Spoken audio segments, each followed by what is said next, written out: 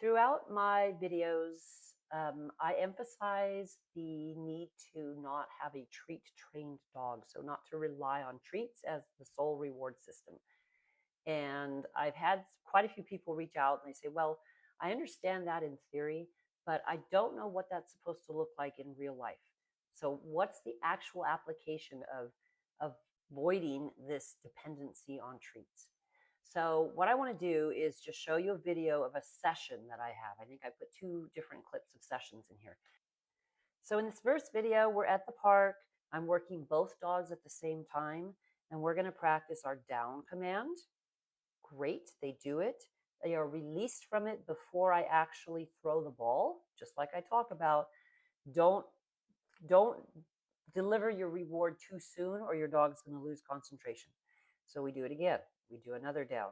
As you can see, the dogs are very animated and they're excited to do the commands because it becomes part of the fun activity that we're engaged in out here. Now we're going to practice a little bit of finding your heel position, and we might even do a little heel, not long. We're not looking for duration at this point. We're just reminding him what heel means and how he has to stay in the right position. His reward, again, go chase the ball and bring it back. So we do this type of thing. Here's another down, and you can kind of see in the background, there's a riding mower. We're out at a big baseball field. So with that distraction going on, it's an excellent way to, again, proof the exercise. Here we're at the beach, same idea. We go to the beach every day, so it gives us all kinds of opportunities. This time, both dogs are there, but you're only seeing one in the frame. But he's going to practice some bite work. So he practices the take it command, the out command, which is crucial, and we work a lot. So we play around with it. He gets to do his thing. So what happens by practicing it this way is that the commands are really, really deeply ingrained in him by this point. So now I can take him out on the town and he'll do whatever I tell him to do in that setting just as well as he did it at the park or the beach or in a formal training setting. It doesn't matter anymore. Once they know it, we proof it everywhere. And that's what's so important. And that's what a lot of people they leave out of the process.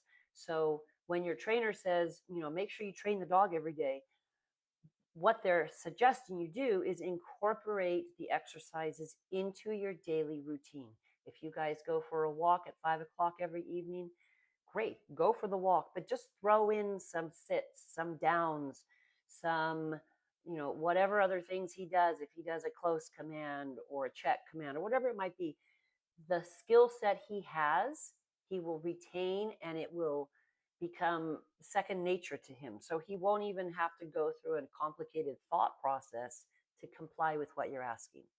So this is super, super helpful for dogs to get it into their system. And likewise for you as the owner to know what to expect of your dog. It's fully reasonable to expect him to sit or down every time you tell him to. It shouldn't matter what else is going on. This is a combination of socializing, desensitizing, and again instilling these examples of compliance into his day-to-day existence. So try it and see if it makes a difference, and if you find that your dog is more tuned into you in general, because you're engaging with him throughout all these different activities and you're challenging him in a way that he can succeed, which is what ultimately they want to succeed because they want to please us. And that's what it's all about.